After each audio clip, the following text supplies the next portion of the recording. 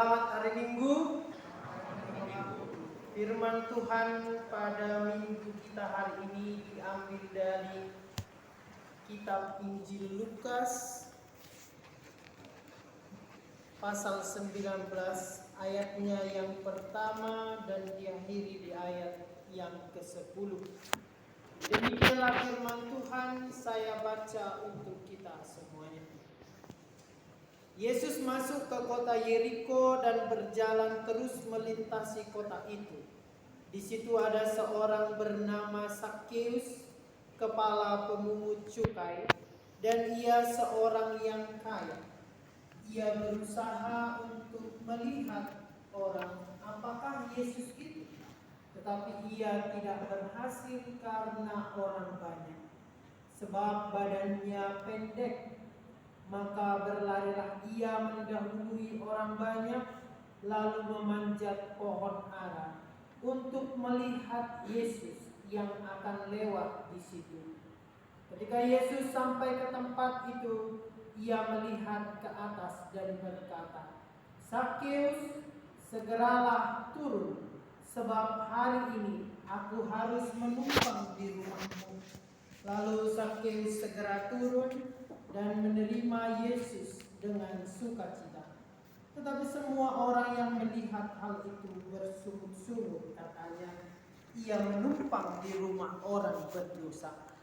Tetapi Zakheus berdiri dan berkata kepada Tuhan, "Tuhan, setengah dari milikku akan kuberikan kepada orang miskin, dan sekiranya ada sesuatu yang kuperas dari seseorang, akan kukembalikan 4 kali lipat."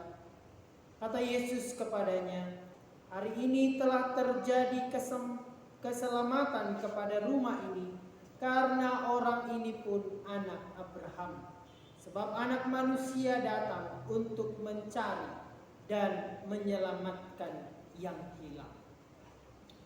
Bapak, Ibu, dan saudara-saudara, sebelum saya melanjutkan khotbah ini, izinkan saya menyalakan AC ini sebentar.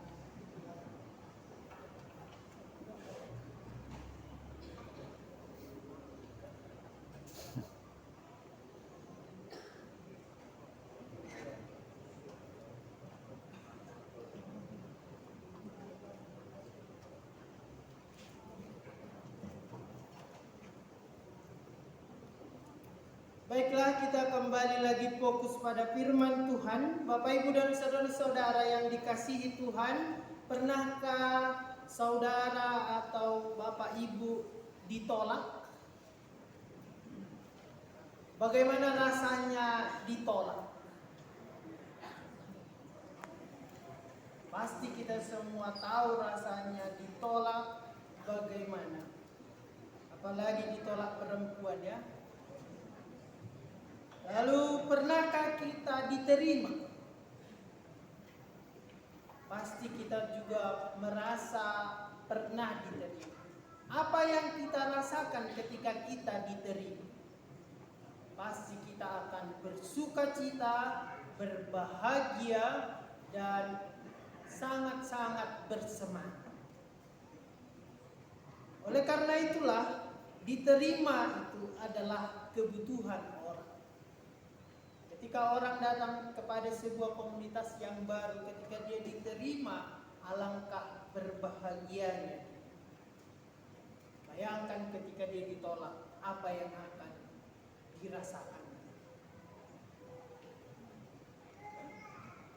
Oleh karena itu, kita akan belajar juga menerima dari yang dilakukan oleh Yesus terhadap Zakheus, sehingga tidak ada lagi gereja yang menolak pelayan penuh waktu, tidak ada lagi pelayan yang menolak gereja yang harus dilayani, tidak ada lagi yang menolak calon parumain, calon hela, dan sebagainya. Jangan sampai ada di sini yang ditolak mamanya calonnya. Biasanya kan jodoh memang tidak di tangan Tuhan, tapi di tangan calon mertua. Keseringan begitu pengalamannya, ya. Dan melalui bacaan ini kita akan diperlihatkan bahwa Tuhan tak pernah menolak pertobatanmu. Tuhan menerimamu apapun keadaanmu. Oleh karena itu kita pertama-tama belajar dari kisah Zakheus ini. Penting untuk kita ketahui bahwa pemungut cukai pada waktu itu dilabeli sebagai orang berdosa. Jadi pemungut cukai apapun itu dilabeli sebagai orang berdosa. Mengapa mereka disebut berdosa? Karena mereka mempermainkan kehidupan orang banyak, terutama masyarakat Yahudi. Mereka bersekongkol dengan pemerintah Romawi. Tidak hanya secara agama mereka dikucilkan karena perbuatan itu, dalam kehidupan bermasyarakat pun mereka tidak mendapatkan sahabat atau karib selain sesama pemungut cukai. Jadi hanya komunitasnya sendiri yang menerima mereka. Tidak ada komunitas yang lain, apalagi komunitas beragama. Oleh karena itu hidup Zakheus terasa hampa meski dia sangat kaya. Realitas orang yang mencari harta yang tidak benar adalah kesepian. Karena orang selalu mencari harta demi harta, menimbunnya. Dan Zakheus sendiri mengalami hal itu. Bahwa ternyata tanpa kehidupan dalam sebuah komunitas, tanpa diterima di halayak ramai, maka semuanya menjadi terasa sepi, hampa, tidak berguna. Alkitab tidak ditemukannya akibat tidak ditemukannya kebahagiaan dan dari pergumulan atau dari pengumpulan harta, Zakheus mulai mendengar ada sosok yang menarik, mengajarkan nilai yang baru, nilai yang lebih manusiawi dan begitu akrab. Dia mendengar nama Yesus Kristus yang mulai didengarnya dari para pemungut cukai yang lain, karena dia hanya bergaul dengan pemungut cukai. Dan bahkan rekannya sendiri, Matius, telah meninggalkan profesi pemungut cukai dan mengikut Kristus. Salah satu murid Tuhan Yesus adalah pemungut cukai, bernama Matius. Ada pula Lewi, pemungut cukai yang telah mengadakan perjamuan di rumahnya dan mengundang Yesus beserta murid-muridnya dalam jamuan itu. Mendengar semua cerita itu, Zakheus sudah tidak tahan lagi, seperti anak yang menantikan abang tukang bakso. Ya kan? Lagu abang tukang bakso itu sudah tidak tahan lagi. Memang kalau waktu kecil itu dinyanyikan apa adanya. Sekarang kalau itu dinyanyikan seperti ada apanya. Sudah tak tahan lagi. Jangan nanti cuma itu aja Anda kutip ke rumah ya. Dan kerinduan Zakheus itu menantikan kehadiran Yesus di kotanya, kota Yeriko. Zakheus mendengar keriuhan di jalanan Yeriko, sebab Yesus hendak melintas menuju Yerusalem. Zakheus tanpa berpikir lama dan dia sangat bergegas, tanpa gengsi sebagai orang kaya, ia turun ke jalan dan menjumpai Yesus. Akan tetapi ia berbadan pendek, kecil, sementara banyak orang yang lebih besar perawakannya yang menjadi penghalang baginya. Namun Zakheus tidak habis akal. Dia memanjat pohon ara untuk lebih tinggi dari orang banyak, agar ia bisa melihat sosok Yesus yang telah ia impikan bertemu dengan. yang dia miliki, dia masih mempunyai akal untuk bertemu dengan Yesus. Dan jalan yang harus dia tempuh adalah memanjat pohon ara.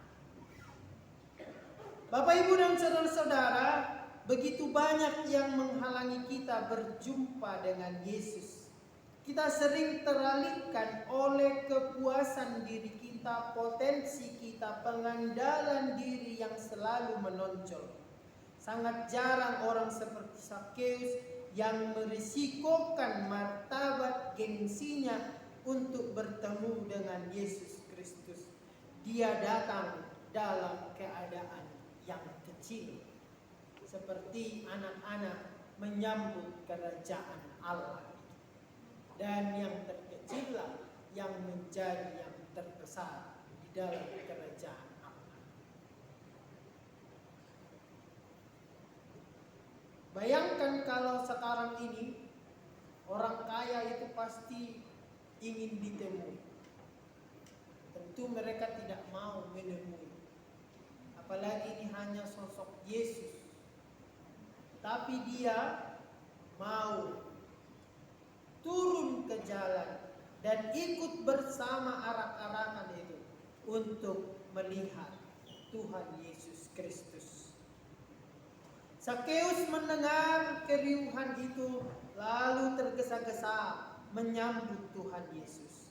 Ternyata dalam kisah yang ditulis Lukas ini, Yesus pun mencari orang bernama Sakeus. Sakeus adalah orang yang hilang yang akan diselamatkan Yesus. Kemanapun Yesus akan berkunjung, di sana akan hadir kerajaan Allah. Karena Yesus itu sendiri adalah keselamatan yang dinantikan banyak orang. Yesus berkata, "Sakeus, segeralah turun. Sebab hari ini aku harus menumpang di rumah." Sesuatu yang sangat dirindukan oleh Sakeus. Ada orang yang menyebut nama. Itu artinya Tuhan Yesus betul-betul mengenal kita dan memanggil kita dengan nama kita. Sakeus. Lalu yang kedua, Tuhan mengatakan, segeralah turun. Jadi keselamatan itu harus disambut dengan segera, tidak ditunda. Harus dengan cepat. Sama seperti orang mau menerima keselamatan melalui baptisan kudus, harus segera, secepatnya. Tapi orang tua zaman sekarang ini karena takut mengikrarkan pengakuan iman berdua, ditunggulah rame-rame mau dibaptis supaya rame-rame salahnya. Padahal itu adalah tanggung jawab orang tua membawa anaknya kepada keselamatan itu sesegera mungkin, tidak perlu ditunda-tunda. Lalu yang ketiga, Yesus mengatakan, sebab hari ini aku harus menumpang di rumahmu. Sebuah kata harus di sana sangat penting. Bahwasanya pertemuan itu bukan sekelibat, bukan seketika, tetapi berlangsung cukup lama supaya terjadi percakapan yang mengarahkan orang pada pertobatan. Oleh karena itu Bapak, Ibu, dan saudara-saudara, saya sedikit jengkel ketika ada orang yang mengatakan, pendeklah dibuat khotbahnya ya. Kenapa jengkel? Masa mau berlama-lama dengan Tuhan saja kita sudah malas. Kita seolah-olah tidak nyaman tinggal di rumah Tuhan.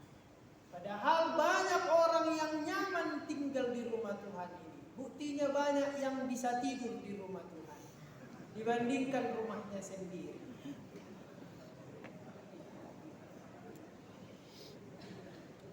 Karena nggak bisa tidur di rumah, datanglah ke rumah Tuhan.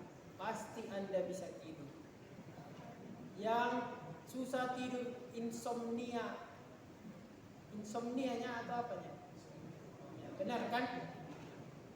Datanglah ke rumah Tuhan. Anda pasti bisa tidur dan ditegur oleh Sintua. Dan ini adalah undangan sekaligus Tuhan itu sendiri mengajak Sakeus untuk ke rumahnya. Begitu sukacitanya Sakeus maupun kita ketika yang kita rindukan terpuaskan. Sakeus dan Yesus pun segera bersama-sama ke rumah Sakeus. Sakeus begitu semangatnya, mungkin dia melompat dari pohon ara itu, atau mungkin dia berseluncur dari pohon ara itu. Dengan segera juga dia menyambut ajakan dari Yesus Kristus. Namun Bapak Ibu dan saudara-saudara, mendengar bahwa Yesus bergaul lagi dengan orang berdosa, orang-orang yang membenci pemungut cukai, menggerutu. Mereka berkata, ia menumpang di rumah orang berdosa. Yesus memang tidak jera-jera menghadapi cibiran semacam itu. Dalam Injil Lukas ini saja, seperti dalam Lukas 5 ayat 27, Lukas 7 ayat 29, Lukas 15 ayat 1, Lukas 18 dan sekarang Lukas 19, Yesus berkali-kali bergaul dengan pemungut cukai. Dan Yesus berhasil mengubah pemungut cukai itu untuk jangan mengambil lebih besar dari yang seharusnya. Dan hal itu berarti bahwa Yesus gigih mewartakan kabar baik kepada semua golongan, apalagi mereka yang membutuhkan pertobatan. Hal mengejutkan terjadi di rumah Sakeus. Percakapan dan perjumpaannya dengan Yesus Kristus telah membuatnya bertobat. Sakeus tergerak oleh belas kasihan, sehingga dari mulut orang yang dia dilabeli berdosa itu berkata, Tuhan, setengah dari milikku akan kuberikan kepada orang miskin, dan sekiranya ada sesuatu yang kuperas dari seseorang, akan kukembalikan 4 kali lipat.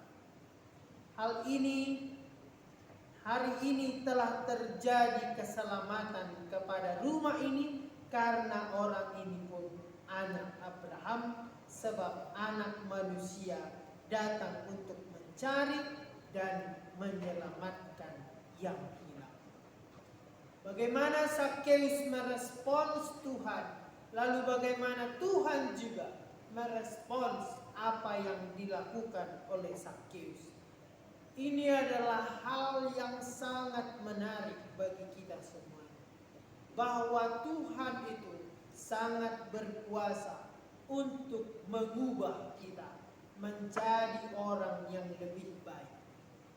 Oleh karena itu, jangan memalingkan wajahmu, jangan memalingkan dirimu untuk meninggalkan Tuhan, tetapi kembalilah kepada rangkulannya. Sakeus tidak ingin senasib dengan orang kaya lain yang mengabaikan Lazarus. Kalau kita baca dalam Lukas 16 ayat 19 sampai 31, di sana ada orang kaya dan Lazarus. Lazarus ini pengemis, tetapi orang kaya itu mengabaikannya. Sampai akhirnya orang kaya itu mati, lalu masuk ke dunia orang mati atau Sheol, Hades. Ternyata Lazarus berada di pangkuan Abraham. Lalu orang kaya itu mengatakan, tolonglah Sakeus, sampaikan kepada sanak saudaraku supaya mereka bertobat.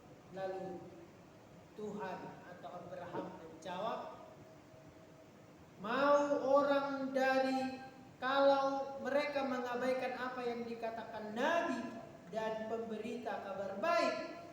Orang yang bangkit dari kubur pun yang memberitakan tentang betapa ngerinya penghukuman terakhir itu. Mereka tidak akan mau bertobat. Dan pada saat ini Tuhan mengajarkan kita untuk terus mengerti berkat yang kita terima atau talenta yang kita terima atau hidup yang kita terima itu untuk apa. Itu harus sangat jelas bagi kita. Sakeus juga tidak mau seperti yang telah dimagnifikatkan oleh Maria dalam Lukas 1 ayat 53 bahwa Tuhan mengirim orang kaya pergi dengan hampa dan mengisi orang-orang miskin dengan hal-hal baik. Dan memang tujuan dari kerajaan Allah itu sendiri adalah orang-orang miskin, orang-orang yang terpinggirkan, orang-orang yang membutuhkan tabib, dan orang-orang berdosa. Sehingga sangat bertentangan kalau kita orang berdosa membenci juga teman kita yang berdosa. Padahal kalau kita sama-sama orang berdosa, seharusnya kita senasib sepenanggungan, harusnya kita bersama-sama untuk menjaga supaya kita tidak terjebak dalam kedosaan itu. Lalu dia juga tidak mau menjadi orang kaya yang hanya menimbun harta. Dia mau menjadi anak Abraham. Ia mau berada di pangkuan Abraham. Itulah mengapa Sakeus begitu dengan segera mengatakan kepada Tuhan, Tuhan, setengah dari milikku akan kuberikan kepada orang miskin, dan sekiranya ada sesuatu yang kuperas dari seseorang akan kukembalikan 4 kali lipat. Yang harus kita lakukan adalah mengembalikan citra Kristus yang ada dalam diri kita itu kembali kepada hakikatnya. Bukan malah kita terus nyaman dengan keberdosaan. Kita harus segera mengembalikan citra Kristus itu dalam diri kita. Sakeus si pencari harta duniawi beralih menjadi si pencari harta yang benar. Semuanya itu bisa terjadi karena Yesus bermurah hati mencari dan menyelamatkan orang yang hilang. Hilang di sini bukan seperti berita di koran-koran atau di televisi, berita hilang. Tetapi hilang di sini adalah orang yang jauh dari harta yang benar. Seperti lagu kita tadi, buku nyanyian HKBP 789, carilah kerajaan Allah. Bukan hanya makanan, bukan hanya itu yang penting, tetapi firman Tuhan adalah hal yang lebih penting. Yesus pernah berkata, karena di mana hartamu berada, di situ juga hatimu berada. Kalau harta yang benar engkau cari, perbuatan baik yang engkau cari, maka disitulah hartamu yang paling besar.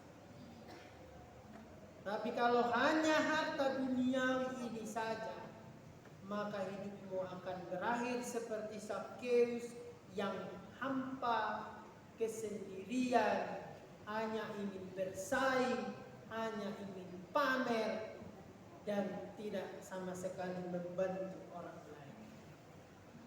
Oleh karena itu, ketika mengalami perjumpaan dengan Yesus Kristus dalam realitas hidup kita masing-masing, maka sudah seharusnya kita berubah, seharusnya kita mengalami perubahan. Mungkin kita semuanya belum bertemu dengan Yesus, makanya hidup kita masih seperti ini saja. Oleh karena itu, marilah kita menjumpai Yesus yang telah mencari. Sungguh sangat elok ketika Allah itu mencari, lalu kita juga mencari, sehingga kita bisa bertemu bersama-sama. Sama seperti jodoh Anda. Kalau cuma Anda yang mencari, dia nggak mencari, sama saya nggak ketemu. Sama seperti buku ND nomor 9 ayat 2. Saya dilului hodo aupe huhalungutton. Jadi secara bergantian itu dinyanyikan akan sangat menarik. Multimedia, tolong dulu tampilkan buku nyanyian AKBP nomor 9 ayat 2.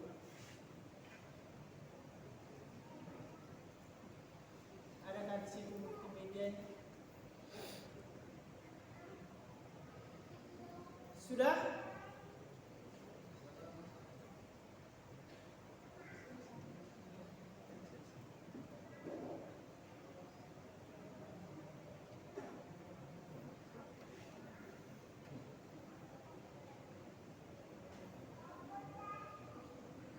Sudah ketemu?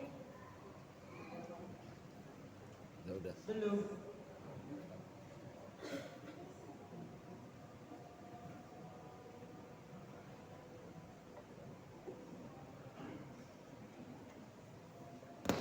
Sudah. Buku nyanyian AKBP 9 ayat 2.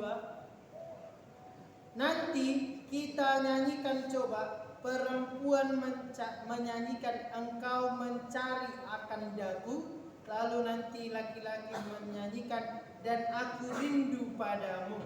Lalu nanti perempuan, sungguh besar kasih sayangmu, laki-laki mengatakan yang menyadarkan hatiku, lalu bersama-sama engkau telah memilih aku menjadi hamba-Mu Tuhan.